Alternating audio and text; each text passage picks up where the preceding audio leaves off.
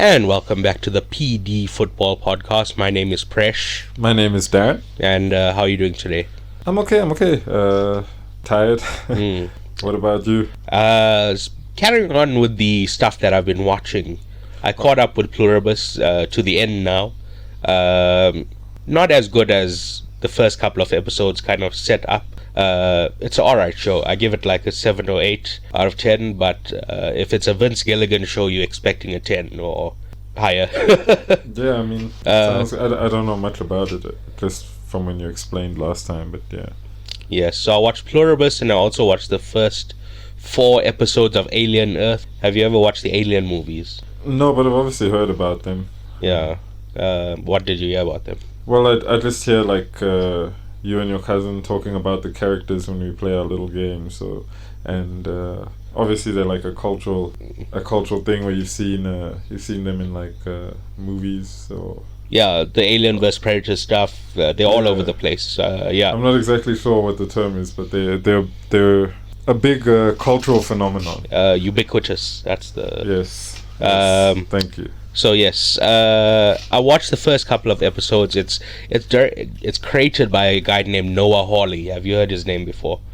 Noah Hawley. No, I've never heard his name. Okay, so he made Fargo, the television show, which is pretty great, and he made Legion, also the television show. Legion is Professor X's son. Professor X is who? From the X-Men. Oh, the X-Men. Okay, sorry, I was on a completely different train of thought. No. So Fox owned the rights to X-Men on TV. So they attempted to make an X-Men show called Legion, which starred I forget that guy's name, but was it an animation or? No. It was a live action. It was very trippy because he has similar powers to Xavier in that a lot of his stuff happens in the mind. So there was a lot of like mind. What's the word? Like, have you seen Inception? Yes. Inception and Doctor Strange, where like buildings are moving and like it's just super trippy and weird. That's what Legion was like. It's a movie for. It's a TV show. Oh, a TV show. Yeah. When did it come out?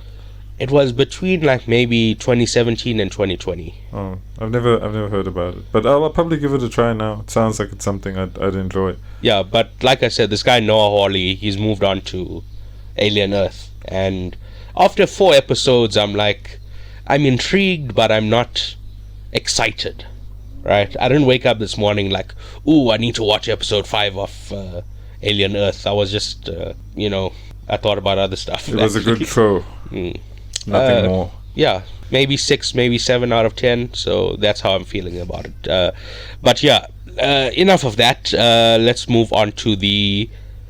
Well, first I just want to say that this week there are far too many matches for us to even go through the highlights of.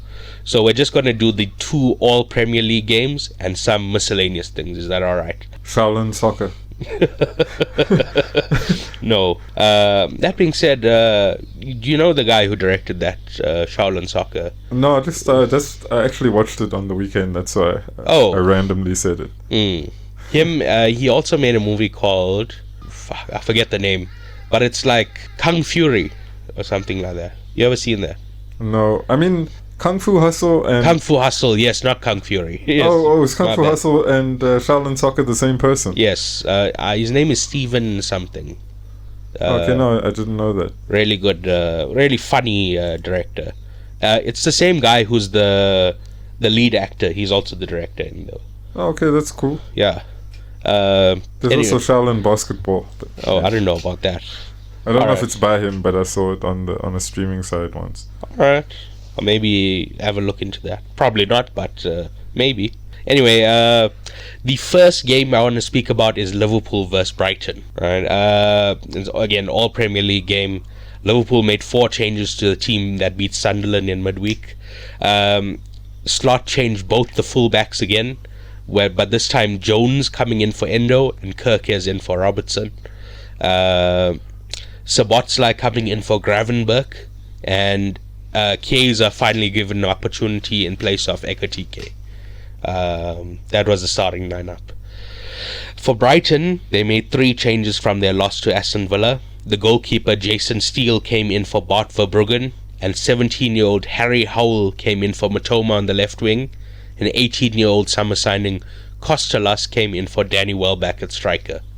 I've never heard of Harry Howell and Kostelas before. Neither have I. Yeah, so I wasn't excited, but I was like intrigued to see what these guys would bring to the team. I mean, yeah, Brighton is like in a modern context, they generally unearthed some good talent, so, or at least platform them. So yeah, maybe it's something similar. I would argue. Oh, sorry, we're getting into the game now. Howell had a poor game, really poor game, because he was asked to do a lot of defensive work, and every time he tracked back, he lost the man or didn't defend properly, which is unfair to put on a 17-year-old, I feel. It was very... and he was on the left wing, so he had to mark Jones. So, like, Jones, Salah, and Szoboszlai. That was his responsibility, and it's very unfortunate. Thrown into the deep end. Yeah, kind of. Very unfortunate for him. I will say that it was mainly just Liverpool attacking Brighton. Like, that's how the game went. I don't think we would get anything else. You know, it's not as if this Brighton is the Brighton of 3-4 years ago that, you know, would come out and play through you and like really attack you and get at you. This is Fabian Hürzeler's Brighton, which I've never been a fan of Fabian Hürzeler. Since he came in, he's turned them into like a toothless version of what they used to be. And I guess it's partly because they sold off a bunch of players like McAllister, Caicedo, Cucurella, etc. So that's part of the reason, but I'm still not a fan of Fabian Hürzeler. You were going to say something? No, I mean, I rate him, but that's just me. Like, the games I've watched Brighton, I like some of the way they set up, some of the way they play. It's similar to us. So, but you don't like Arteta either, so I will say that they broke our press every time. Now, I'm not sure if that's because Slot has regressed us in terms of our pressing, or they're just really good on the ball.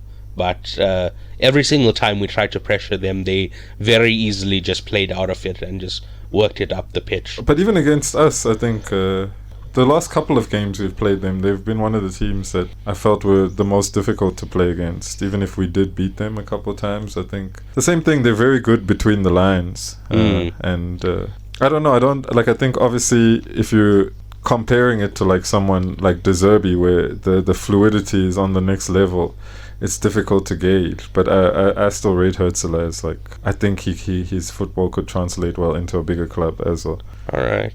So there's not really a lot of like things I can say about game shifts, but there was a shift that happened in the second half where when they were 3-0 down, Hürzeler brings on Matoma, Minte, and Ruta. So Minte is the right wing, Matoma is the left wing, and Ruta is the striker.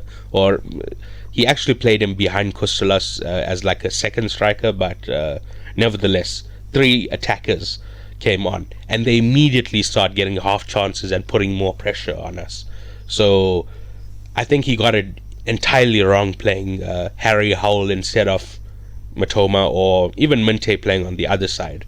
Minte looks phenomenal, but I guess that's just because he has pace. Yeah, I mean, he's always, like, with him, I guess the problem has been staying fit. He's always kind of had really impressive games where you've thought, oh, someone should sign this guy, or he might be the next one that Brighton make big money off of, you know. Apparently, he was really good at Feyenoord with Slot, so there were a few links with us, but I don't think he's good enough to be like a league-winning wing. Yeah, I mean, the one player who's dropped off a bit, who I'm surprised about, is Baleba, but he had a decent game against us. But I mean, like, I think towards the end of last season, he was one of the best midfielders in the league. Yeah, I guess if you're comparing him to like Caicedo, then it's obviously you're gonna come up short. No, I'm not saying he seemed. You comparing him to himself? Is that what you're saying? To himself, but also I think last season he seemed like he was the perfect replacement for Caicedo for a club like Brighton, and this season it seems like a lot of the things he's good at. I would say, to be fair, He's had a lot of injury, concerns, and that's what's kept him out of the team a lot of the time this season. So I don't 100% blame him because, fitness is not... that's not in anyone's control. I just also think maybe, since they kind of rejected his move to Man United, I don't think he's put in the same level of performance. Quiet quitting. Yeah, quiet quitting. I'm just wondering if it's that. I still think he profiles as potentially an elite midfielder. So I wouldn't mind him at Liverpool if we can get him. He'll be perfect for you guys. If we can get him playing how he was last season, like I keep saying, we need a new defensive midfielder. If nothing else, to give Gravenberch a rest once in a while, because he gets played into the ground. And also, I think to push him up the field a bit, yes, in an 8. Yeah, I wouldn't mind him playing at 8 as well. We play Szoboszlai and Gravenberch in the 8s. Sell McAllister maybe to Real Madrid. Even though there's been a lot of links linking Szoboszlai to Madrid recently, I would be not shocked, but puzzled if Madrid don't come calling for him in a year or two, even at the end of the season. Yeah, potentially. I think he's already one of the best midfielders in the world. So it's would he stay loyal? That's, I guess, the question you're asking as a Liverpool fan. Can you build... He is the type of player you would want to build a team around. So you'd need a certain level of loyalty from that player, But I just think... So last season, Szoboszlai was our 10. By trade, he's a box-to-box 8, but he played in the 10 last season. Slot bought Wirtz to replace Szoboszlai. He thought Szoboszlai was replaceable. That's why I think the club doesn't view him in the way that supporters and other people view Szoboszlai, his importance to the team. Yeah, I think they thought we could just do without Szoboszlai, and they didn't realize how much his pressing, how much his off the ball work is so crucial to this team. And it's also one of those things where I don't think you could have seen how much he'd improve on a week-to-week basis. Not that he wasn't good last season, but I think last season you would have said he still maybe has 2 or 3 seasons to go to be one of the top midfielders in the world, and there's still a lot of things he has to polish up. But right now, this season, I'd say him and Declan Rice have comfortably been the best midfielders in the league. Well, I think partly because Trent was taking the set pieces last season. Now that he's had a chance to show how good he is at set pieces and not just free kicks, but he really sends in the ball at corners as well. He's really good at that. So I think that's given him a platform to show his qualities much more than previous seasons because of Trent. Speaking of which, it pissed me off, right? But in when was it, December, he posted a picture of him and Trent in the pool together. And I'm like, bruh, you need to get your thinking cap on, right? You think the fans are going to like this? That you taking pics with this guy who just left us unceremoniously, Maybe he's going to leave unceremoniously as well. That picture is what made me nervous. That made me think, okay. Was he a Real Madrid fan? I think he is, yeah. Then if they come... Yeah, it's over. Go. I know it's over, but it's not that Trent left for Madrid that pisses me off. It's that we didn't get a fee. That's all that my anger comes from, is that we didn't get even 1 cent for him. But then I guess don't you think if like you're saying, the club underrates him, they're going to end up getting a fee that you're not probably happy with? Because I think if he goes, it should be a Coutinho-like fee. Yeah, 100 million plus. It has to be. But I don't think I think the club might settle for 70. I think Madrid will tap him up and he'll go for 0. That's how they operate. Out? I think he has 2 years left, but we're currently renegotiating. So if he doesn't, if we don't, they'll say they're only going to offer 70 million this season, or they'll get him next season for free. Yeah, and we bought him for roughly 70 because that was the buyout clause in his Leipzig contract. So if we're getting him at roughly 70 and selling him at 70, that's bad business because we've improved him as a player. We should be getting at least 20 to 30 million more, in my opinion. Surely the club will have to value him at this point because I wouldn't see how much more he'd have to do to be like recognized. Like, what are you gonna do? I don't think Go it's out the and- club. I think it's Slot. Yeah, but I mean, in that sense, then the club would have to either... You can't really force a coach to play a player, because then it always tends to go mess up the dressing room dynamics. So I think maybe they should, if it comes down to Szoboszlai versus Slot, I think they should take Szoboszlai's side, but it's also like you don't want to Yeah. give the player too much power. Because the thing you is, know? what if he leaves? Yeah, It's exactly. like That's what I'm saying. 'cause- we choose him over Slot, and then he leaves the next window, or yeah. But at the same time, I think it's hard to replace someone who's actively one of the best players in the world. It's just he runs the hard yards and he has technique, which is a very unique profile. There's people usually have one or the other. They're not like they're either like a Conor Gallagher or like a Pedri, right? I'm not saying Szoboszlai's tech is as good as Pedri. I'm just saying he has a combination of the two, whereas most people don't have even one. Pedri works hard though. He's probably one of the best pressers in Barcelona. Well, there's a difference between works hard and like is very effective at running all the time. I don't think running is, but if he's asked to run, he does run. I think that's part of why he's been picking up a lot of injuries. All right, but yes, so we just did a small digression for that. Let's get back to what we were saying. The game changed entirely. I think I already made this point, but let me just reiterate. The game changed entirely when Matoma, Minte, and Ruta came on. I mentioned that, right? Yeah. The dynamic shifted. Even though we were 3-0 up at the time, it felt like we were under a lot more pressure. Like, you started getting nervous. Like, the game ended 3-0, but when those three players came on, there was a noticeable shift. And I think Hertzler got it incredibly wrong. He should have played those three from the start, or got them on earlier. What is the... I guess he's maybe like considering the Premier League, like a lot of times, because with Matoma especially, that's obviously the most creative outlet. That's like the guy who makes everything happen in attack 80% of the time for them. So I can only think that he was rotating because he was prioritizing the Premier League. So he didn't play Matoma in the last game, in the last Premier League game. Now it's unclear to me, so I haven't followed Brighton that closely, but I believe Matoma's had some injury problems. But even when he didn't have those injury problems, Hertzler has been dropping him. So I don't think he's one of Hertzler's favorites. I mean, favorites. it could be a physical thing. Like, also a player keeps getting injured, you know. It's hard to keep selecting them. So yeah, do you want to get into individual moments? Yeah, let's go. So the first goal for Liverpool is just a really great goal from Jones.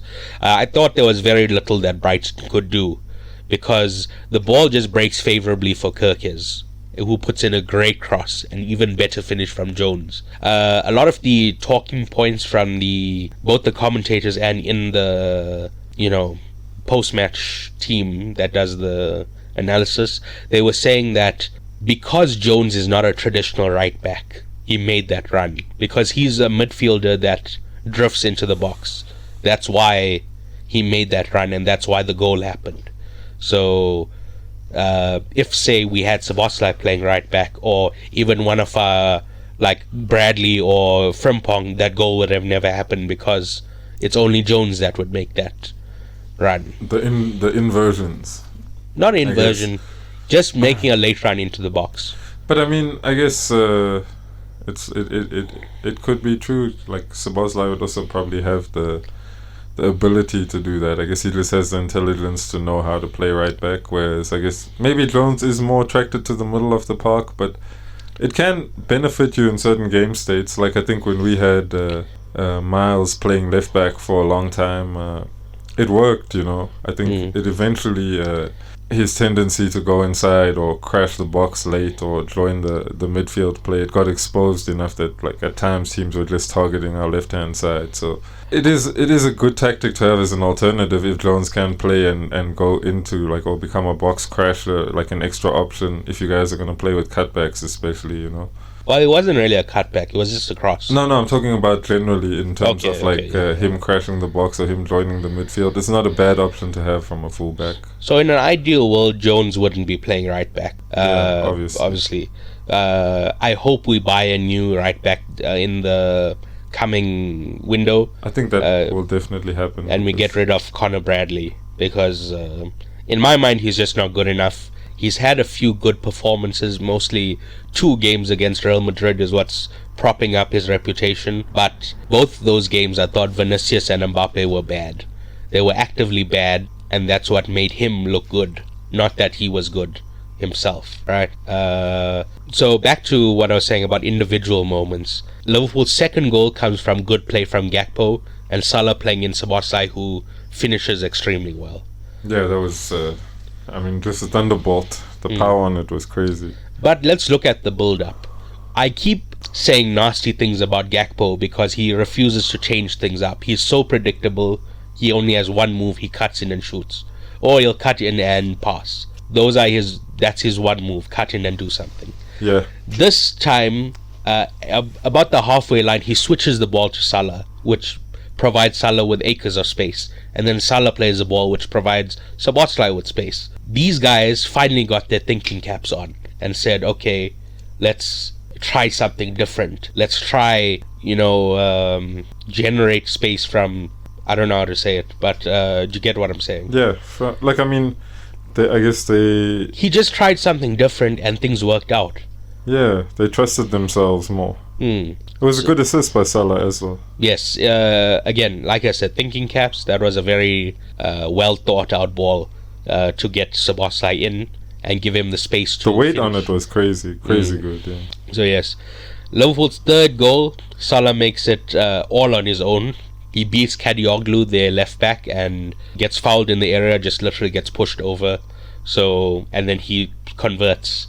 If Brighton, I blame Brighton for being bad, not Salah for being excellent, because it's not like he did an excellent dribble or anything. He just got into the box and they pushed him. Yeah, it was mostly like a strength thing. He just was like overpowering. Yeah, he overpowered Kadioglu, fell over, and then somebody else came and fouled him. Yeah, I think obviously it looks like this is going to be Salah's last season, so Hopefully. if I guess right now the main thing is just like if you can get in the top 4 and bag a trophy, whatever that is, would be the best. I guess Liverpool fans would be happy with that as the end of the season. But the thing is, you can't plan how a player's going to go out. Steven Gerrard lost 6-1 to Stoke in his last game. Not that I'm saying you should plan. Like, I think... No, but I'm just saying, even if we win nothing... he should go. Yeah, he should go. Yeah, I think he is leaving anyway, so I'm saying it's maybe just like the team is settling into the idea of like, oh, okay, maybe they're starting to deal with the pressure better because it's like a psychological thing. Like now they'll be, okay, we're not going to win the league. The fans are not necessarily on our side now, so I think this is the game where like the pressure comes off finally, because I don't think Brighton are easy opposition either. It's probably outside of the Aston Villa Newcastle game was the only really top fixture, I guess. So it's I think it could be maybe, like you're right, something's flicked. The switch has been flicked amongst the players, amongst the coach. Sorry, who knows. But we've seen these false dawns before where we went on a really good run. Not really good. A lot of them were draws, but we went on a undefeated run. Yeah, an unbeaten run. But there were still flaws. That's why I hope this is a new dawn where the players, they play with more confidence and try new things and But yeah, I'm not gonna slam Salah for this game. He did a good job with the third goal and the second goal. But aside from that, him and Gakpo were also kind of poor. So if you guys get the FA Cup in 3rd or 4th place, do you still get rid of Slot? Yes. But obviously that won't happen if the season pans out like that. Look, say he finishes 3rd, we win the FA Cup. But he's got them playing well. I'll say keep him. Okay. He is actively not playing us well. He's making so many mistakes. And if we can upgrade, why not upgrade? Let's say you have a 7 out of 10 manager and you can get a 9 out of 10 manager. It's just common sense. That's what... I hope you guys get Diego Simeone. Fuck, I would be so angry, bro. Every week playing awful football. And, by the way, he's a fake hard man. He's not a real, fighter. He's Like the Liverpool crowd were chanting at him, and like he got so upset one day. He complained to the referee that they were chanting at him. So yeah, don't rate him at all. He's emotional, but I think he can hold his own. Okay, last moment I want to chat about with this game, and then we can move on, is Rio Ngamoa comes on and scores an excellent goal. Really, he gets a lot of backlift off the ball, and he goes into the top corner, and I thought, wow, very good. But it was chalked off to be offside. But even though it was onside. Replay showed, well, I don't want to say it's onside, but it was very, very close. The fact that there was no VAR to draw the lines, if the lines were there, we could see how close it was, but they didn't draw the lines, so we don't know. And it's weird that they, like, I would understand if they said, okay, there's no VAR through the whole competition, but it doesn't make sense to put it in at a certain point and then it's not there the whole way. Yeah, I really think it's dumb. They're saying it's for the lower league teams who don't have VAR at their stadium. Well, they're going to have to make a plan or something, like... They can surely fund it. I mean, like, how much does it cost to get a TV and a couple cameras and mics? I have no idea, but, like, this is just not... I would rather... It's interesting because the commentator in the Liverpool game was saying... He was mentioning other games and saying that he liked that there was no VAR because it didn't stop the game. You know what I'm saying? The game continued to flow as it was going. I think also now we've reached the point where VAR has become a part of the game. Yeah. Like everyone associates it to the game. So the refereeing is obviously going to be worse than it was before VAR was introduced. If you just pull VAR out, I think it's like you've become used to using something, and if you take it away, you become worse at what you were doing. It's like having a technology that helps you do your job. Yeah, like technology, let's say a calculator. Yeah, and now you have to do every equation by hand, long division or long multiplication or whatever it is. Yeah. All right. Well, speaking about referee mistakes, I would move on to the Aston Villa versus Newcastle game now, where it was all referee mistakes. I mean, the whole game was just, defined by the referee. The referee, this is like one of those things where I guess I agree with a lot of people who say that Premier League refs are oftentimes trying to make it about themselves. That's the impression you get watching it.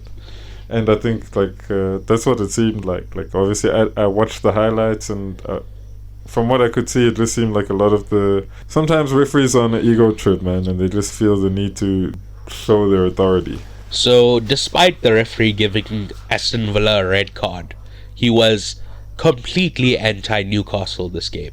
So, let me bring up a few incidents. The goal that was offside, it wasn't really offside, but it was chalked off to be offside. A dubious penalty call not given on Lewis Hall, who was just bundled over in the area.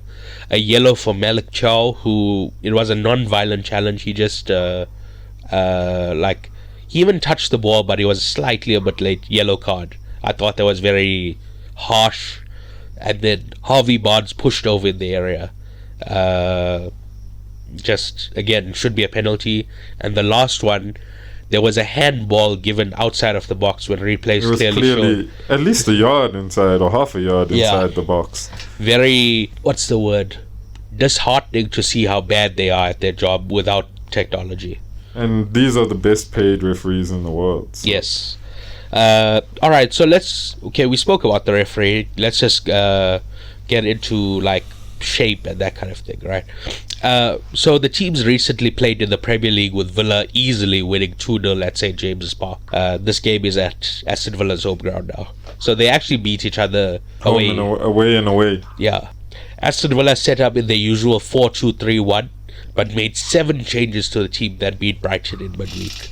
With only Bogard at right back, the double pivot of Douglas Luiz and Andre Onana, and then Morgan Rogers in attack staying in the starting 11. Newcastle set up in their usual 4-3-3 and made 6 changes to the team that beat Spurs.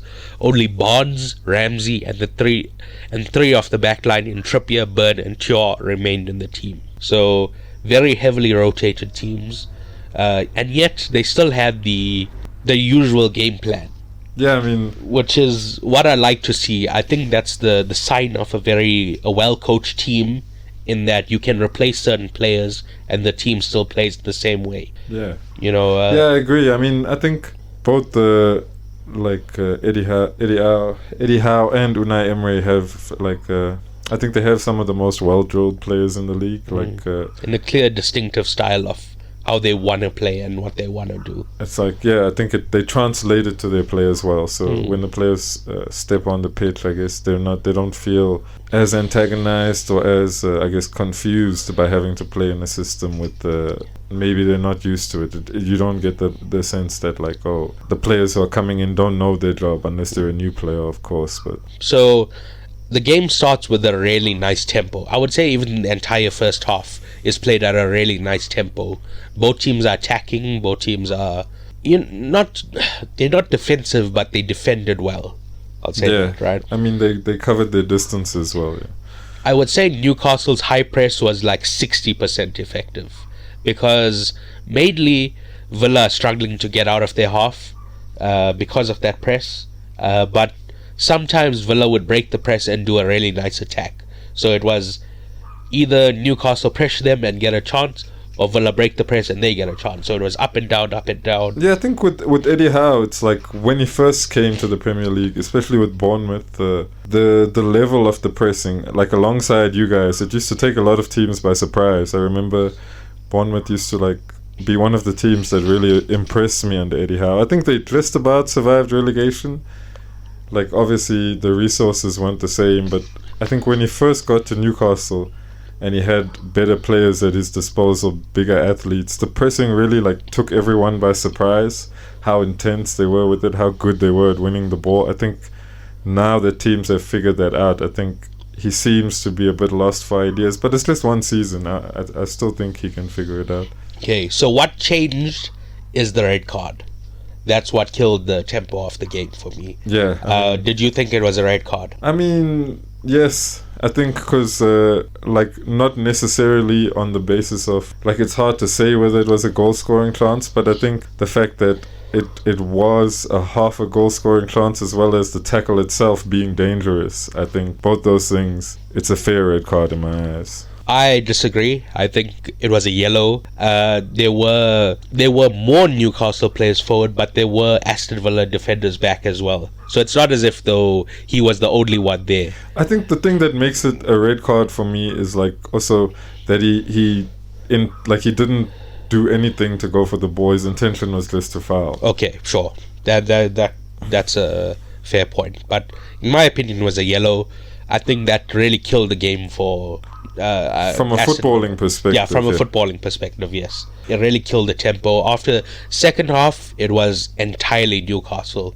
Aston Villa barely got a chance because they were, a man down. And being a man down doesn't necessarily mean the end for you, because there are times where coaches can actually use that to their advantage. It might be even harder to beat a 10-man team because those 10 men can get behind the ball and park the bus very well, so yeah, I think sometimes even someone like Eddie Howe, I think against you guys they went down to 10 men. We did it to them.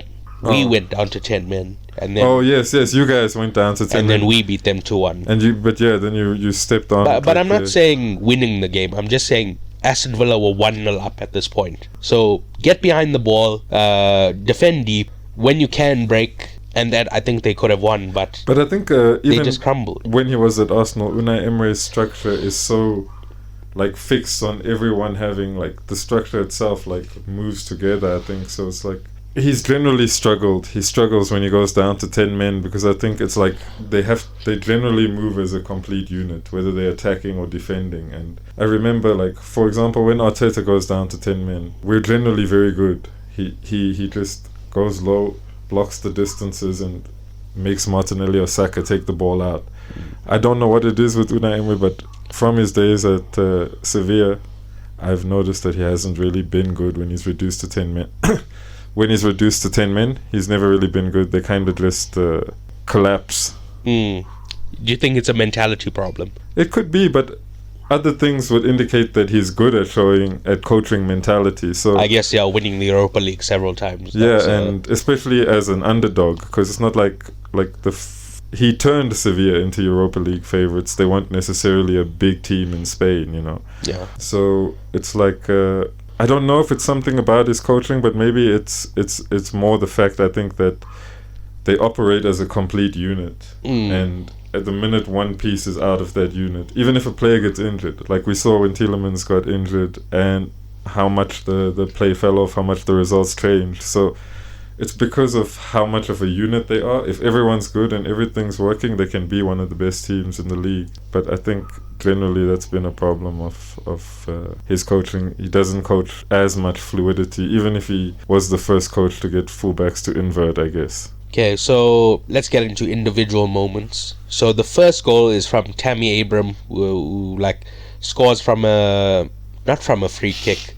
The midfielder, who was it? Buendia, I think. Was it Buendia? He takes the free kick quickly. No, it was Douglas Luiz. Yeah, Douglas Luiz, yes. He takes it quickly, and Tammy Abraham is in and he scores. And I was slating Tammy Abraham when they signed him, but okay, fair enough. He scored against Newcastle in the FA Cup. That's feathered his cap. I'm not going to take that away from him. But I will say that it was about a full yard offside. Yeah. Speaking about, we were talking about the ref being anti-Newcastle.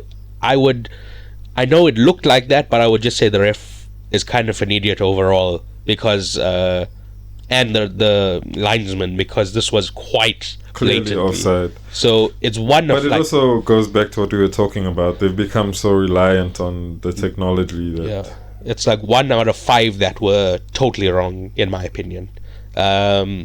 Which, again, shows why we can't take VAR out, because can you imagine if this happened every week? So, Tonali scores a long-range goal. Not really long-range, it's just at the edge of the area. A deflection. A huge deflection, but goal nevertheless. That gets them back in the game, gets them believing. Tonali again comes, blasts a long range goal. This time no just a clean, perfect strike of the ball. Reminded me a little bit of Thiago Alcantara. Just the technique on it, right? Yes, yeah. He didn't. The ball. I don't think the ball touched the ground. He hit it in such a way that like a grass cutter. Yeah, like a grass cutter. It was so clean, so well hit. I was it's one of those goals that's very satisfying to watch. Definitely, yes. So Tonali, good job with that. Slight bend on it. Yes, slight bend on it. And then lastly, Aston Villa, I don't know what they were doing, but they were trying to play out from the back. And they pass it to, I think, Osula. And then Voltemada takes advantage of the situation and he scores the third goal. The decider, I guess. Or the one that put it out of range. Beyond the doubt. Yeah. Any other thoughts you have about the Aston Villa Newcastle game? No, I mean, I think we covered everything.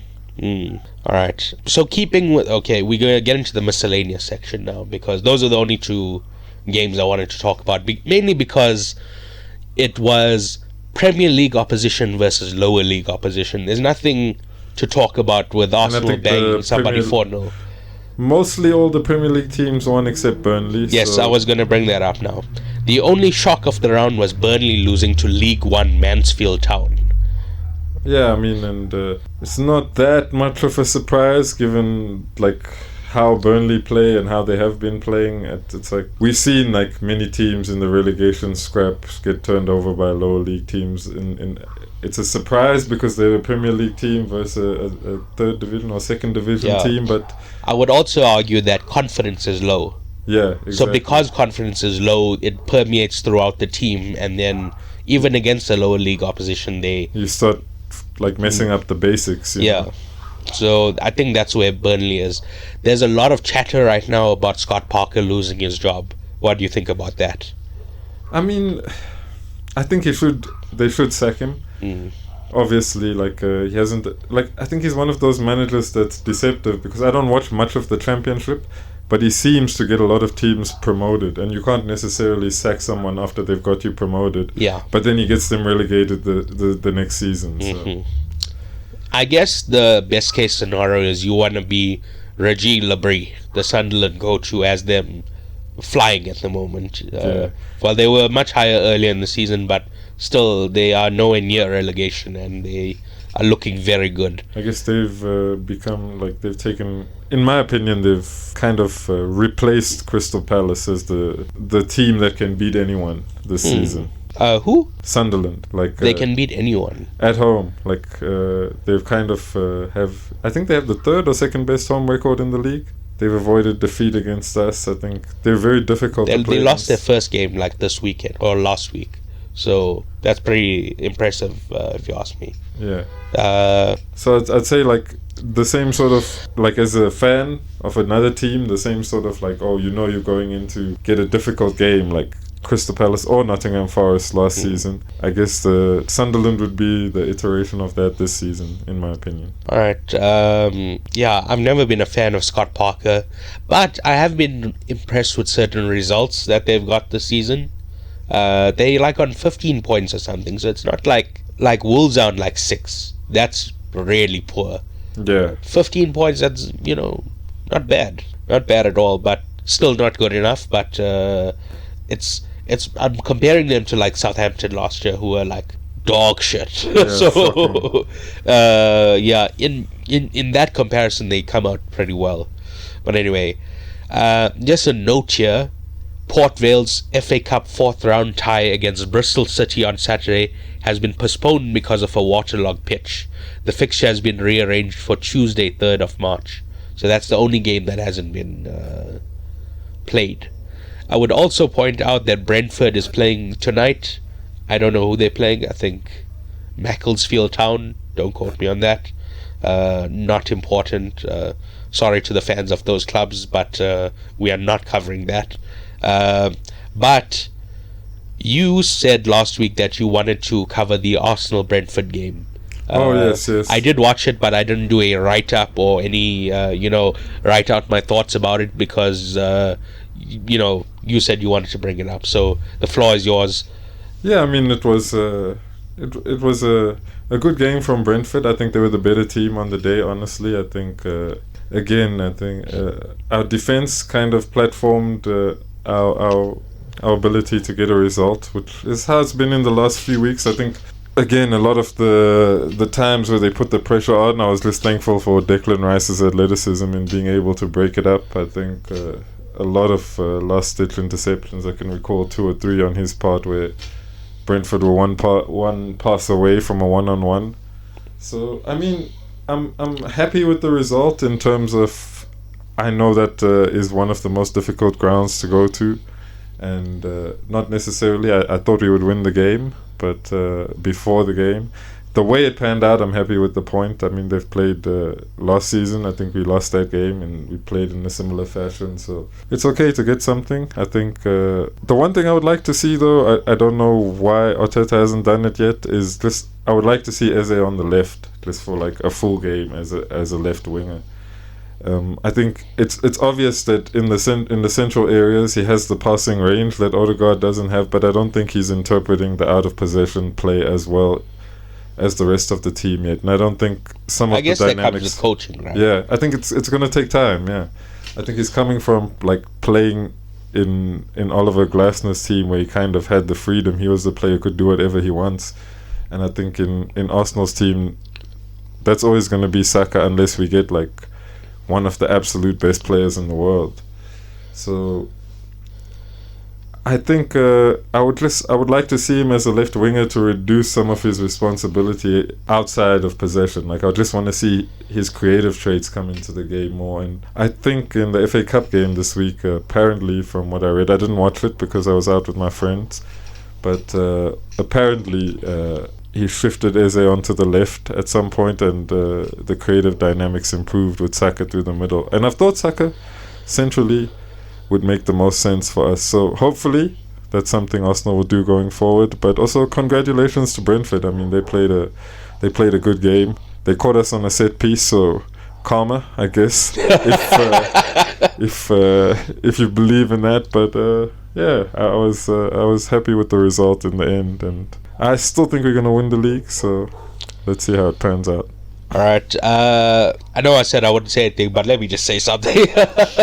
I thought Arsenal were very lucky Both teams rode their luck a bit because I think Arsenal had like two clear-cut opportunities that were very, like one from Martinelli that Keller saved late on. Good save. Bad finish, but still a good save. Well, how can you say it's a bad finish? He did everything right. It's just Keller was aware to it. Yeah, no, I mean, I think he could have lofted it a bit more. I think he usually lofts it more. So I'm just going off of how he usually finishes. All right, fair enough. There's that. There was a Gyökeres shot that it was just taken off him at the last second that he couldn't do it.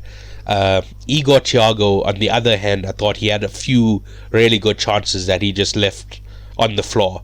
Perhaps if Wissa was still playing for Brentford, he would have put them away, but I really thought Brentford were not clinical at all. The one thing though, I think Igor Thiago will definitely bang at a bigger club. I'm not saying he's a bad player, I'm just saying in this particular game he wasn't effective. That's all. Just strikes me a bit like as a bit of like a Diego Costa. Like his ball striking is just so like clean. I don't see an environment where he doesn't score a lot of goals when you match it with his physicality. So he's a very a traditional Premier League number 9. Drogba kind of number 9 would be nice to. I would take him at Arsenal. So I just wanted to point out his ball striking. Like every time I watch him, it's like he misses the target a lot, but you just like think like, damn, if it's on target, there's no way the keeper saves it. Last word on that is I'm glad Arteta got a taste of his own medicine. Raya was complaining to the referee that there was a player standing in front of him and he couldn't get the ball. And I'm like, yes, finally. Still going to benefit us more than it hurts us. So I hate the unethical set piece. Don't do unethical set pieces. I'm telling the There's no such the managers. Or I'm telling the Football Association, put a rule in that you can't do that or something. To protect the keeper.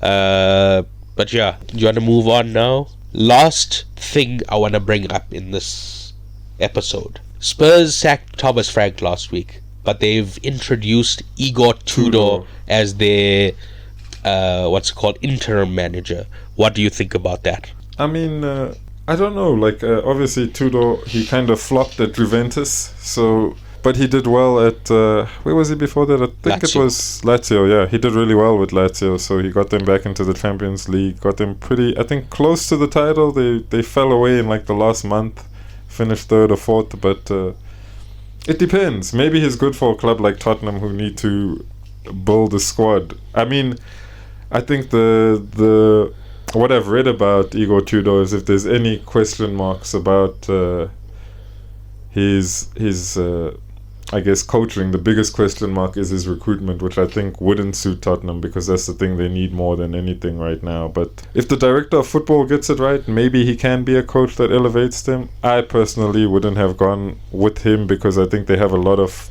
personalities right now that have to be managed, and I think it would make sense to go for someone who can manage. Like they don't have to be the biggest personalities in the game, but the fact that they, like, you have Christian Romero, you have Richarlison, you have Bentancur in the same squad, players who don't who are very egotistical in how they play the game. So I don't know, I don't think it's the right decision. No. Yeah, I totally agree with you. Knowing very little about this person, I knew about him at Juventus, and when he was at Juventus I thought, okay, I've never heard this name before, let me do a little bit of research. And he has been sacked from almost every job that he's ever had. It's only places like Lazio where he did an alright job and Juventus took a chance on him. He was only at Lazio for about 3 months and then Juventus came and took him away. So, I don't know, maybe if they had given him more time at Lazio, he would have fallen apart. He could have also been building off of Sarri's work, so I think Sarri is probably a very good coach. Maybe Tottenham should have gone for him. Could be. I just think Igor Tudor, what is he gonna do in this time? How long is he there for? Did they give him a permanent contract? No, he's just interim until the end of the season. Maybe they're just hoping he has a similar effect to what he had at Lazio, just gets him up the table, then they let him go. With his record, I wouldn't bat an eye if Burnley signed him. Spurs are a top 6 club. What the hell are they doing? It's the same thing, I would say. But I mean, is he an upgrade on Thomas Frank? And the fact that neither of us can answer that question speaks volumes. And also at the same time, I think right now Tottenham are in a relegation battle, so they have to make. I think you can't keep saying that. Oh, okay, they're a big club. They're not in a relegation. No one is above football. So when we say top six, we mean in terms of income and revenue, yeah, in terms of the brand. Yeah, the not brand. league position. So I get what you're saying, but they're still a big six club. Yeah, no, I'm saying in terms of they're not too big to go down. Would you want to take this risk? As like again, but what is a definite like a sure shot? That's the only thing I can maybe empathize with the Tottenham board on. That perhaps the situation with Thomas Frank was getting too tense, and a lot of the like Thomas Frank wasn't helping himself much by being like saying a lot of things in his interviews where it was like clear that he wasn't fully invested in the job as he was at Brentford. You know, so I mean, well, I don't know about that. Like, well, what do you mean? I forgot what it was, but. The last episode we discussed something and he said something that was like very weird about like after a game. I don't remember what it was. Okay, neither do I. But yeah, carry on. Yeah, I mean it was a comment similar to the ones you criticize a Slot for making, where he was rude to the Spurs fans, the fans and the club, or talking about the history of the club and what the fans have done and won, or something to the Champions League. I'm not sure exactly what it was, but I remember seeing a lot of fans criticize him about it. So like, sorry for not doing our research on that, but I do remember like. And then he drank from the Arsenal Cup, which I think you should be kind of considerate of that as a Tottenham coach. Apparently, all he did was talk about Arsenal. During Spurs meetings and stuff, he would be like, we need to play like Arsenal, we need to be more like Arsenal, we need to this. And apparently the Spurs players hated that. And yeah, I mean, those are their direct rivals. Again, no, but I mean, we can be direct rivals, but I can take inspiration from you. The fact that the Spurs players were so negative towards that, I wonder what was the... But now it's like, okay, if you look at the crop of players that they have, it's now 3 or 4 coaches that have struggled with players like Romero, players like Bentancur. You can make a mistake 3 times. Yeah. No, I'm not disagreeing with you. I'm saying that I think the problem here might be the players. Yeah, and I'm saying you may have appointed the wrong manager 3 times. But perhaps it's more like they're hoping that they can get... Because the one thing I know about Tudor is that he has a very aggressive disposition in his management. So maybe they're hoping they can get like just a bounce, a new manager bounce till the end of the season, and then they employ someone who they want to build long term with. Because I think their thing is that they really don't want to get dragged into they're not going anywhere in the Champions League. We know that they're probably going to go out in the next round. Maybe not, but it's very likely that they will. So it's like, I think from their perspective now, the new manager bounce is what they're banking on to help them at least like shoot up the table, you know. Interestingly, they're talking about Pochettino coming back after, the World Cup. He's currently the US men's national team coach, which I think is a horrible, horrible decision. You shouldn't go backwards, first of all. But second of all, I think the game's moved past Pochettino at this point. It's moved past him, and it's like it's a bit of a sad thing, because I think he was like one of the new age coaches that kind of platformed a few new ideas that other coaches executed better than him, you know. Yeah. So especially with regards to like pressing, I think a lot of a lot of teams were influenced by how his Southampton team pressed, and it changed a lot of the Premier League pressing structures. But just like Jose Mourinho, is it past his time? Who knows?